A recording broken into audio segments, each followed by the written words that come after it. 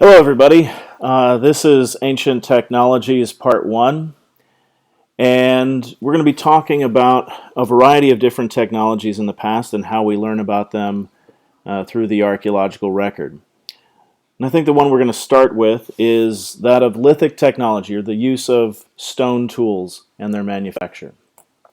It's important, I think, to describe what technology is in the first place. It's not just the physical manifestation of knowledge, the tools and whatnot that people use, but it's also the specific techniques of manufacture and use and understanding them, how they're made, how they're employed.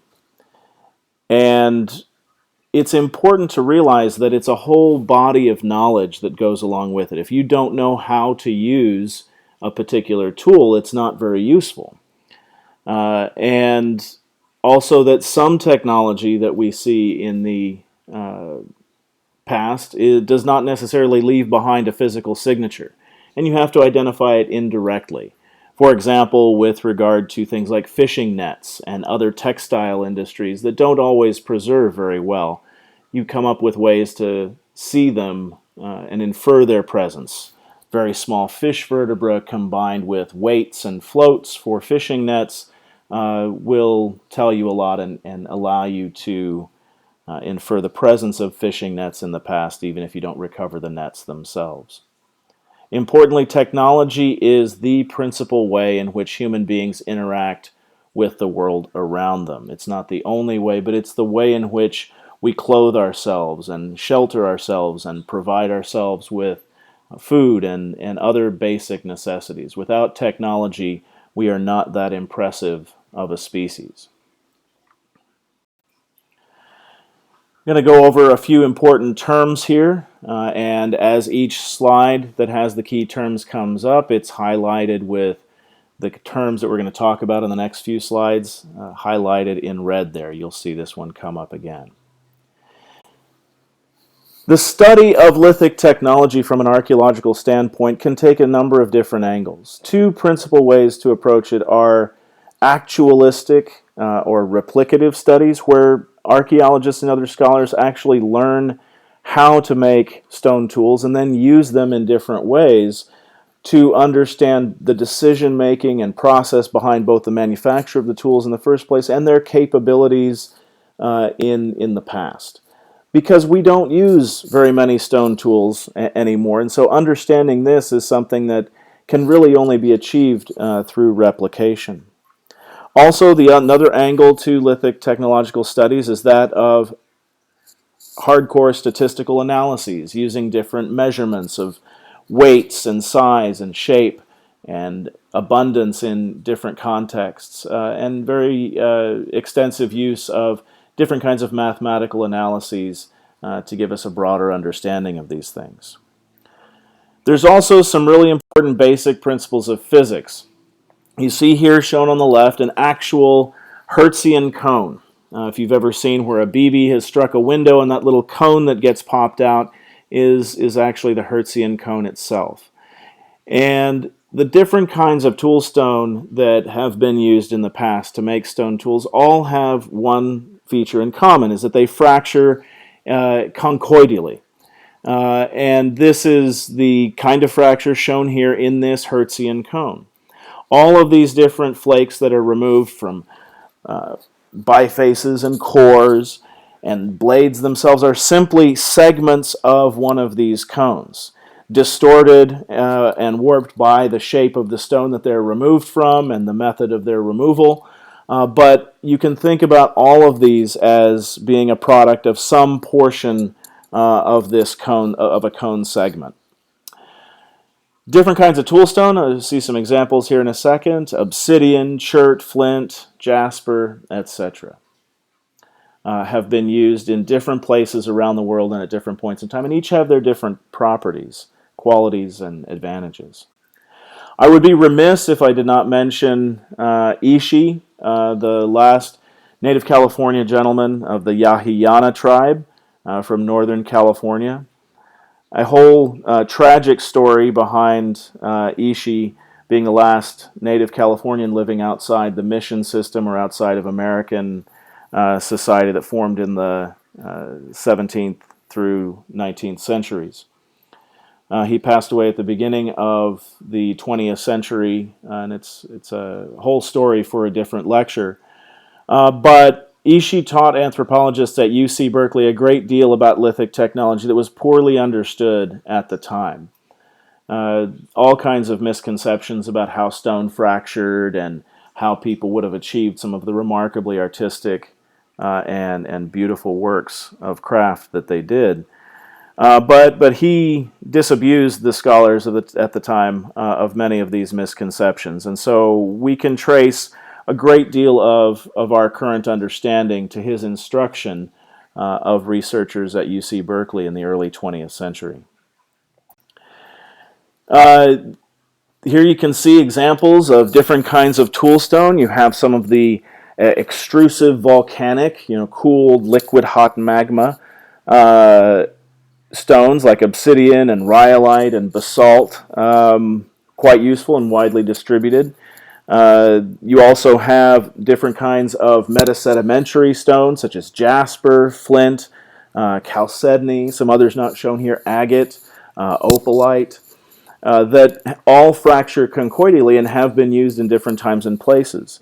Some of them are harder to work but more resistant to the abuses that occur when you use them as actual tools. Others are very easy to work, but don't retain a sharp edge for as long as some of the others. So each of these has its characteristics. The metasedimentary stones like jasper, flint, and chalcedony can all be improved, quote unquote, in terms of their flaking properties and our ability to use to make fine, detailed work in them by heat treatment, baking them in an oven, raising the temperature very, very slowly, and then reducing it down at the same slow pace. Actually can change their color sometime as well as their mineralogical structure. The extrusive volcanics have already been as heat treated as they come. Some key terms in lithic technology: flake, stone, and flake, here coming up next. Here you can see myself flaking stone on Isla Cedros, Baja California. That's what I'm doing. I'm striking this one stone with another one to remove sections of one of those cones to produce flakes. This is replicative studies, if you will. But that's the simplest definition of flake stone, is a stone that has been fractured intentionally by people for the purposes of removing material that it itself is either going to be used as the tool or the nucleus that's left behind will be the tool. But that's the simplest definition. Here you can see a flake. You can see these different characteristics. You've got a point of percussion followed by a bulb, which is that rounded conical surface. Then you have all of these different features, fissures and irregular scars. Those ripples are the radiating lines of force that are moving through the material as it fractures. All of this happening in a split second. It's one of the more remarkable things about flakes, in fact, is that they record a single instant in the past, right? They are a snapshot. They happened in a split second, and they remain that way for archaeologists to find. A couple of important things you can see here. You've got an interior surface where the fracture went through. Then you have the exterior surface that preserves evidence of previous flake removals on it, including the cortex. You can see that roughened surface there. That's the natural geological surface, often weathered and abraded by wind or water, sand. And that tells you that was the surface of the stone when the people came along to manufacture it into something else. So it can sometimes tell you about how far down the process of manufacture a particular flake was removed, as well as whether people are transporting raw material in its original geologic form or processing it to some degree before transporting it. Flint knapping, at its most basic level, is flaking stone. And it has been incredibly useful for experimental replicative studies and also for providing archaeologists with an understanding of process. And it can be taken to an artistic level. There's whole groups of flint knappers all around the world who may not necessarily be all that interested in conducting replicative studies of the use wear of grain, and craftspeople that produce some remarkable works of art in stone even today.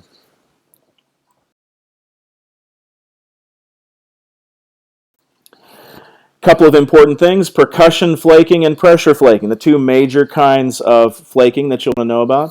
Percussion flaking, just like it sounds, just like the musical section, involves striking the stone with some kind of percussor. This can be a hammer stone, another stone.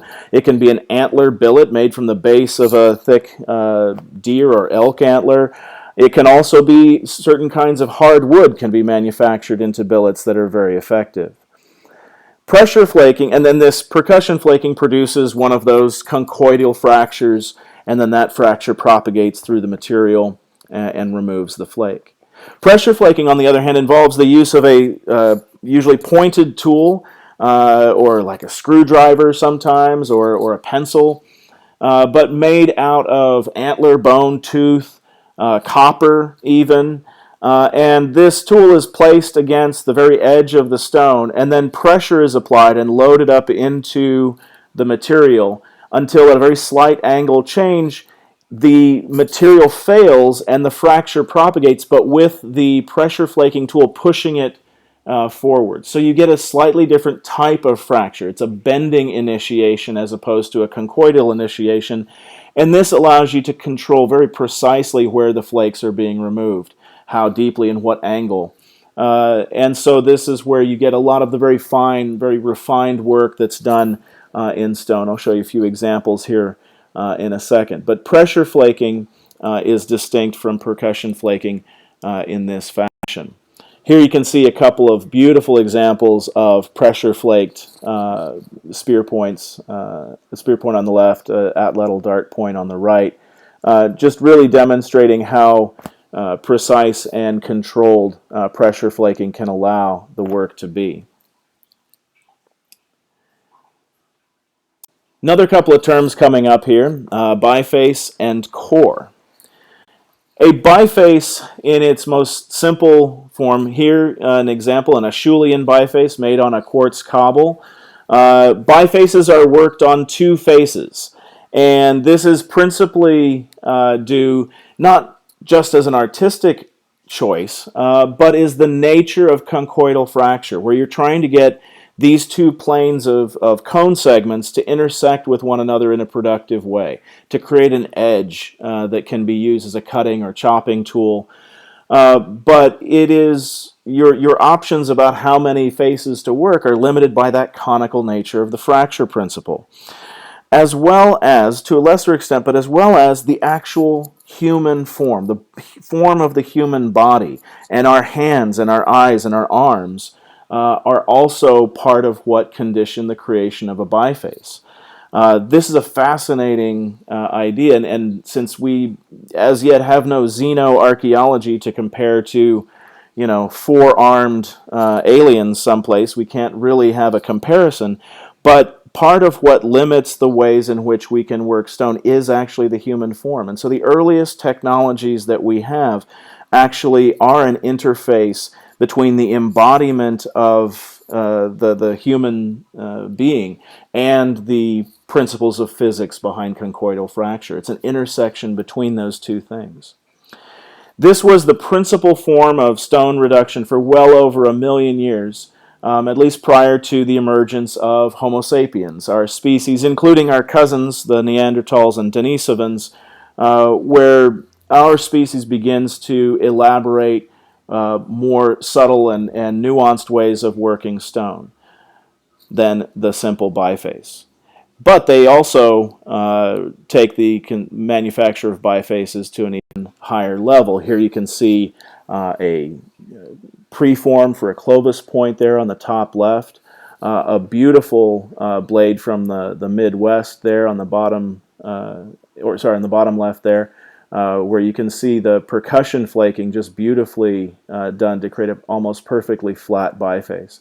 And then on the right, examples of projectile points, these Hasketoid points from the Great Basin area of Nevada and Utah, and beautifully manufactured. So these are all bifaces. And they can be different stages, early roughed out stages to more refined stages to finished artifacts. A core, at its most simple, is a piece of stone, not just one that's been flaked, but one that has had work done in a systematic fashion. Even if it involves multiple directions, that systematic removal of flakes or blades is what defines something as a core. Here you can see a very unidirectional patterned core, probably a preform for a blade core, but you can see a platform of that core. You can see where these different removals of flakes are creating a structure to it that is going to condition the next flake that comes off. And this is really the key point of a core, is that it's systematic and planned in some fashion. Blades, more specifically, are a specific kind. Blades and blade cores, a specific kind of core we're going to talk about here, as well as the idea of champ operatoire and blanks and preforms. Blade cores, rather than just the systematic removal of products, what you're getting from a planned out, structured blade core is the production of repeatedly interchangeable pieces. These blades that are coming off are the same, one after another, after another, after another. Same width, same thickness, within obviously a margin of error. And this systematic removal of standardized products is an aspect that enables craft specialization and the production of composite technology, where you can have a sickle, for example, and when the blades are dulled and can no longer be resharpened, you simply remove them and replace them with new ones. And you don't have to make a new handle, because the old sickle blades are the same size and shape as the new sickle blades that you're putting into your wooden or bone haft. This is really the key with blades, and they are removed from these cores that produce long, narrow removals, one after another after another. Occasionally upwards of 100 removals of blades from a single core. Here you can see what one actually looks like towards the end of its use life. There's still some left in this, but it's been well worked. And then here you can see the products, these razor sharp slivers of glass that were used across Mesoamerica and other places where they used obsidian for any number of tasks. Indeed, as I was already mentioning, sickle blades in the Near East during the Neolithic and even into the early Bronze Age were made from flint. You can see these here, these Canaan sickle blades from Tel Halif in Israel. And here you can see some Maya points and knives made on large percussion blades. So you can see that the creation of a standardized product enables you to do a lot with the same set of tools and raw materials, rather than having to get 4 or 5 different sets of raw materials and 4 or 5 different sets of tools to reduce it down. You're able to produce sickles and points and knives and all manner of tools from a single, consistent, specialized reduction strategy, making them quite efficient in their use of stone. Along with this recognition is this idea very, very important to the study of lithic technology, and that's the idea of champ operatoire. A simple champ operatoire involves the procurement of the raw material, the creation of blanks, selection of blanks from that, and their shaping by various kinds of retouch into a finished product. In more complex forms, it involves the manufacture of different types of cores, as you can see on the right there, blade core on the left, a flake core on the right. You can even see how the idea is that you are following a piece of stone through its use life, and the decisions that people made along the way about how to reduce it at each step were what ultimately lead to the final product. And it's that understanding of decision making and that process of working material that is definitional for chant operatoire. You're looking at the operational chain of decisions and actions that went into it. Last couple of terms for this section of lecture. Groundstone can include things like monos and metates, groundstone axes shown here. But what really distinguishes groundstone from flakestone isn't that there's no flaking involved in the production of groundstone. Obviously, you don't just wear down a giant boulder of vesicular basalt with an emery board to make a molcajete, a mortar and pestle. So you flake out the stone to get it close to the final shape that you want it to be. But what really distinguishes these groundstone artifacts from flakestone artifacts is another layer of manufacture and crafting that goes into them, and that is grinding off that outer layer of flaked surface. This serves a couple of functions. One, if you're trying to make a vessel form or something like a mortar and pestle, you need to be able to hollow out a space within the material. And this can not be done very easily with conchoidal fracture methods. So you have to come up with other ways to finish these objects in ways that give you the desired form. So grinding and drilling and whatnot are often involved in some of those processes. But for the groundstone axes in particular, the other thing it does is it removes that surface layer of stone that has been fractured and damaged by the flaking, by the striking of the stone, and makes it much less susceptible to fracture, catastrophic fracture, as a result of the impacts that an axe is going to take. And lest you think these were all just for ornamentation, beginning well over 100 years ago, archaeologists put this to the test and made replicas of groundstone axes. You can say we're still doing this. This is from an article in Archaeology magazine about recreating a Neolithic German toolkit. It's a great photo. You can see the wood chips flying, and that's not just a little sapling either. These are real trees. And the reason why groundstone axes are so consistently found throughout the world in places where people began to really rely on agriculture is because in most places where that's done, you have to do a fair amount of clearing of the ground. You've got to clear out certain trees and the larger bushes, and that's very difficult to do just by hand. These groundstone axes are in some ways a marker of that transition into a more Neolithic, agriculturally dependent way of life from preceding hunter and gatherer systems.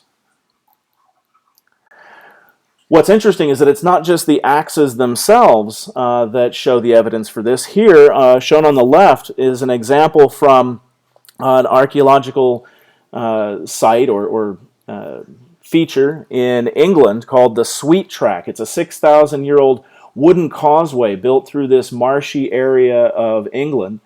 And it was used over many, many centuries and repaired at different points in time. The initial manufacture of this causeway out of wood was done when people were still using stone axes to fell trees and do woodworking. But later repairs were done after the introduction of bronze tools and bronze axes to England. And so we're actually able to look at the same causeway and pieces of wood that were components to it that were chopped with groundstone axes on the left there and bronze axes shown on the right. So it's pretty remarkable. You can actually see the difference in the wood that's been worked by groundstone axes and bronze axes as well. Finally, looking at lapidary work. This here is an example of a Mesoamerican obsidian mirror from the Aztec period, and it's an amazing example of ancient lapidary work. Not just the creation of a obsidian disc in the shape of a mirror, but the fact that they were able to polish it to such a high degree that it actually functions very well as a mirror. And the polishing and the work that has to go into this, to take the very dust of the obsidian itself and wipe it across and across and across the surface until it's actually polished instead of just being ground. Very, very remarkable. Beautiful piece of work. And here you can see an example of flaked stone, turquoise, shell, and wood inlays that shows a whole multi-layered expression of artistic craft in wood. There's even some chalcedony in the inlays there. And so stonework encompasses more than simply the caveman idea of knocking two rocks against each other. In fact, all the way through until the present. Artists like Michelangelo doing sculpture in marble are using many of these same ideas and same concepts to fracture stone, to remove flakes of stone from a larger piece to get at the desired product. The difference is simply what the desired product is, not the underlying principles. And that will be the end of Ancient Technology Part 1 for today, and we will continue this in the next lecture.